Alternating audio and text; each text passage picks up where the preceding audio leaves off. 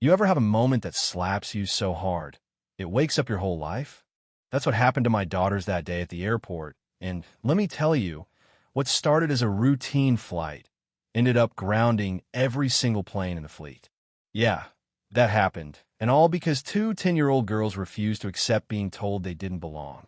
Jasmine and Jay, my twins, always glued at the hip, matching purple backpacks, and all are standing at gate 37, clutching their boarding passes so tight you'd think they might disappear. The gate agent looks right through them, then says just loud enough for everyone to hear, "They don't belong on this flight." I know how those words must have felt. Like someone just drew a line you can't cross. You know what I mean? Now, I got to back up a sec. 48 hours earlier, I was in my Chicago office, glass walls, skyline views, thinking I had it all handled.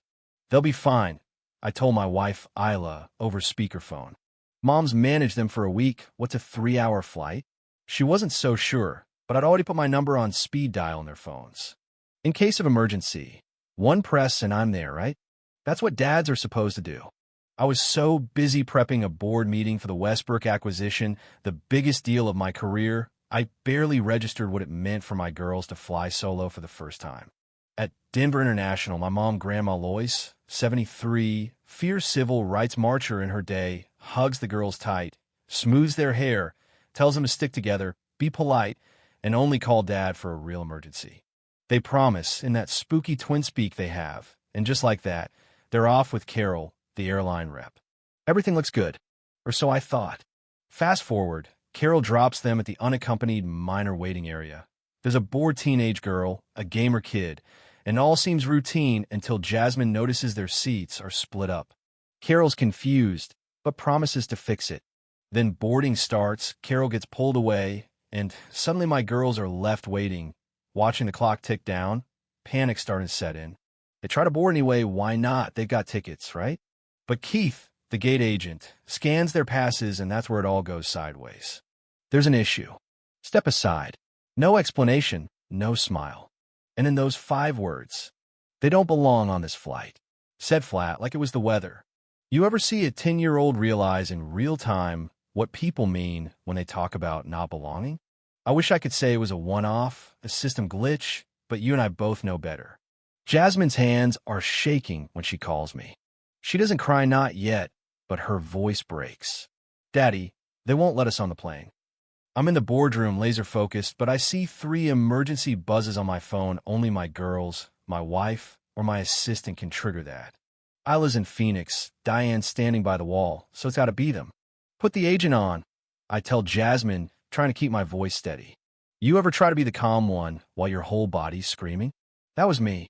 Keith, the agent, gives me corporate speak security flag, documentation needed, but the truth is nobody else is being asked for extra proof. And the condescension? You could hear a mile away. So I do what any dad with leverage does. I start throwing legal threats and CEO names around. Get your supervisor. Every minute you delay, you're losing millions. Suddenly, people start moving. In the background, I hear Jade less scared, more angry. Why us? Why only us? I've spent my life trying to make sure they never had to ask that. And yet here we are. Supervisor comes on, more apologies, more protocols. I keep pushing. I know how this works. When the gate agent finally opens the door and Carol reappears, frantic, it's almost too late. Here's the twist. Turns out Carol really was called away for a legit medical emergency. She apologizes, double-checks their paperwork, and realizes everything was filed correctly. But the system had flagged the twins anyway, not random, not a coincidence. And the flight crew didn't even know they had minors to expect.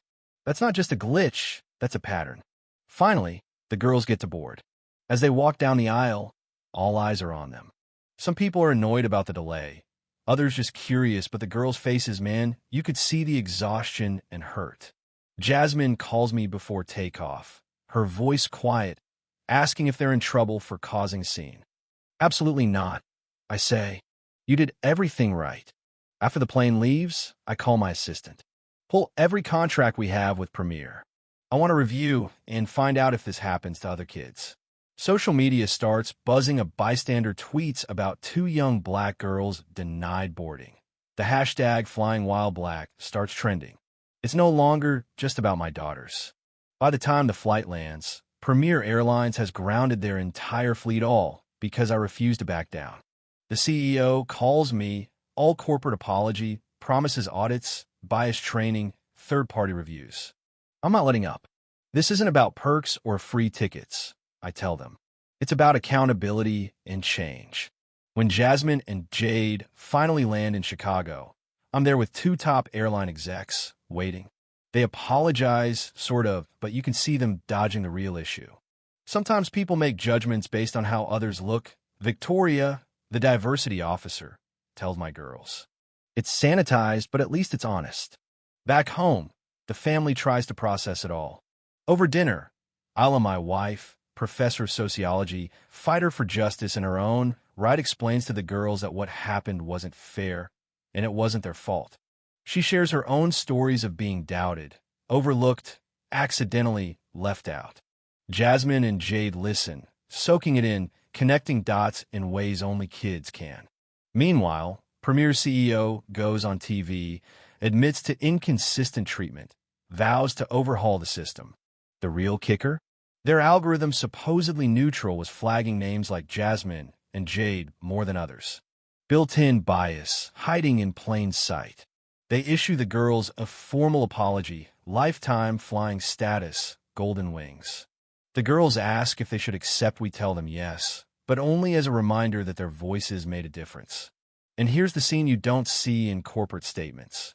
Jasmine, staring out at the lake, asks, "Daddy, when we fly again, will people still think we don't belong?" I kneel down, look her in the eye, and say, "Maybe. But what matters is that you know you do." That's the lesson, right? Sometimes, speaking up doesn't just change your story, it ripples outward, shifts the whole system. So yeah, my girl's phone call grounded an airline, but it also sparked a bigger conversation about who gets to belong and who decides. Was it enough? Maybe not, but it was a start. Now, let's see who keeps that promise when the spotlight fades. If you've ever felt like you didn't belong, or if you've got thoughts on what justice should look like in situations like this, I want to hear from you. Drop your comments below. Where do you stand? Is it enough to train people, or do we need to change the whole system? Let's talk about it. And hey, if you found this story as real as I did living it, hit subscribe, share your thoughts, and let's keep the conversation and the change going.